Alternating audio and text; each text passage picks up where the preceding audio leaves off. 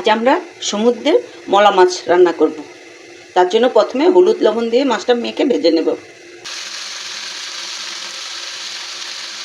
আমাদের মাছ ভাজা হয়ে গেছে, এখন আমরা মাছটা উঠাবো। এখন আমরা পেঁয়াজ দিয়ে দেবো। আমাদের পেঁয়াজটা মজে এসেছে, এখন আমরা হলুদ মরিচ দেব, একটু জল দেব,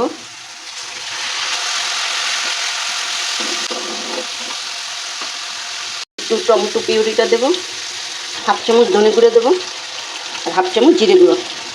এখন আমরা মাছটা দিয়ে দেবো।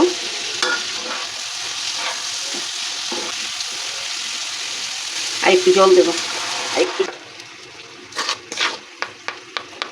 লবণ দেব। এবার মাছটা উতাল আসতে দেবো, জলটা একটু শুকাবে।